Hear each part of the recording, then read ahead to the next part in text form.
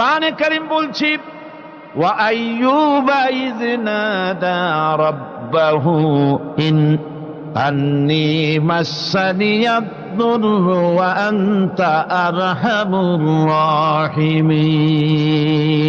স্মরণ করো সেই সময়ের কথা যখন আইয়ুব তার রবকে ডেকে বলেছিল আমি অসুস্থ আর তুমি তো রহমান রহিম দয়াময়। ভাষাটা দেখেন কি সুন্দর। এর থেকে কি আল্লাহর আর কিছু বলা লাগে? আল্লাহ পাকের কাছে তিনি বলতেছেন আল্লাহ আমি তো অসুস্থ, আমি তো অসুখ করেছে আমার, আর তুমি তো দয়াময় রহমান রহিম। এক অন্ধ, ঈদের দিন কত অন্ধই তো আসে খয়রাত করার জন্য, ভিক্ষা করার জন্য, চতুর্দিকে ভিক্ষা করতেছে অন্ধরা।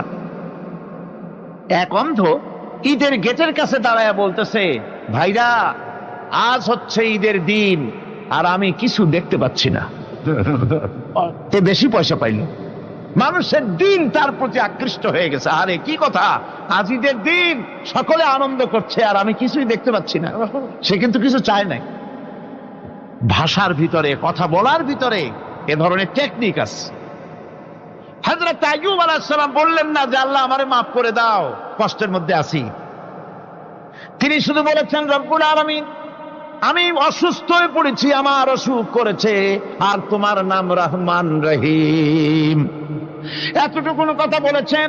আল্লাহ রাব্বুল আলামিনের দরজায়, তার দরবারে আইয়ুব আলাইহিস সালামের ডাক চলে গেছে।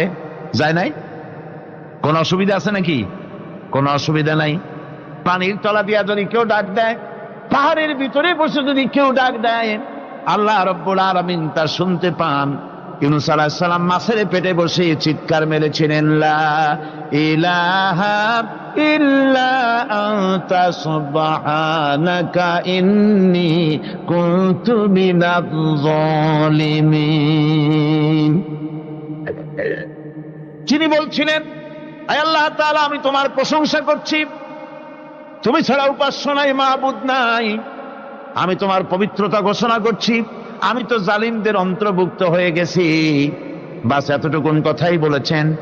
আল্লাহ পাক বলছেন ইউনূসের ডাক তো কেউ শোনে নাই, পানির মধ্যে কেউ শোনে নাই, জমিনের কেউ শোনে নাই, মহাশূন্যের কেউ শোনে নাই, কিন্তু মাছের পেটের ভেতরে থেকে গভীর অতল দরিয়ার তলদেশ থেকে মাছের পেটের ভিতরে বসে আমার ইউনূস যে ডাক দিল, ওই ডাক আমি আরশের মালিক আমি শুনতে পেয়েছি, আর সঙ্গে সঙ্গে জবাব দিয়েছি। ফাস্তাজাবনা লাহু ওয়া নাজ্জাইনাহু মিনাল গাম্মি ওয়া কাযালিকা নুজিল মুমিনিন। ডাকের সাড়া দিলাম, বিপদ দিয়া বাঁচায় দিলাম। শুধু ইউনূসের না, আল্লাহ পাক এ জায়গায় আবার ওয়াদা করলেন দুনিয়ার যত মুমিন বান্দা আছে তারা যদি কখনো বিপদে পড়ে যায় আর আমারে যদি ডাকে, আমি এইরকম করে বিপদ থেকে বাঁচাইয়া দেব। আইয়ুব আলাইহিস সালাম যখন আল্লাহ রাব্বুল আলামিনের কাছে ফরিয়াদ করলেন, আল্লাহ পাক তখন বলছেন, কোরআনে কারীম বলছে ফাস্তাজাবনা লাহু فكشفنا ما به من ضر وآتيناه أهله ومثلهم معهم رحمة من عندنا وذكرى للعابدين।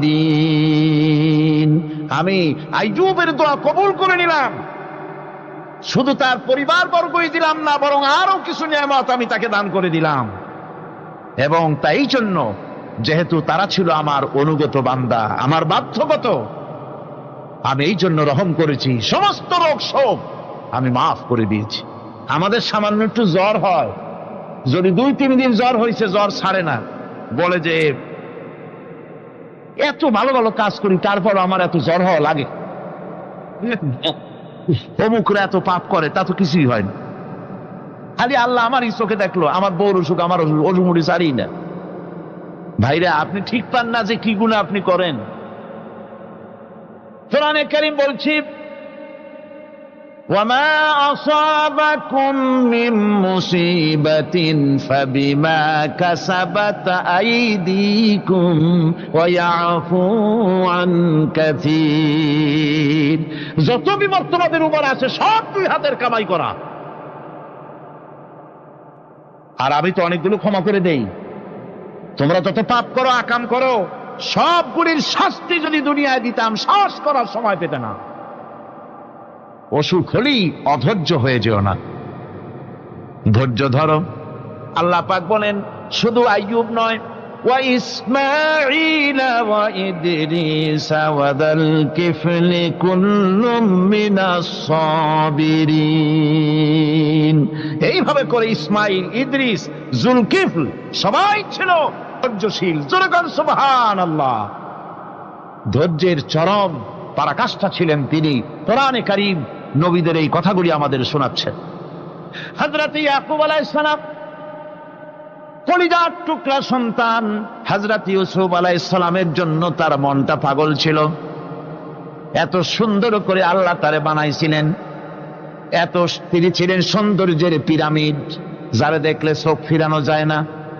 এমন সুন্দর সুপুরুষ যারে দেখি সেই যুগের সুন্দরী যুবতী মেয়েরা রূপের মোহে পড়ে নিজেদের আঙ্গুলগুলি কেটে ফেলে দিয়েছিল। রূপের মোহে এমন অবশ হয়ে গেছে, আঙ্গুল কেটেছে, হাত কেটেছে, টের পায় নাই। আবার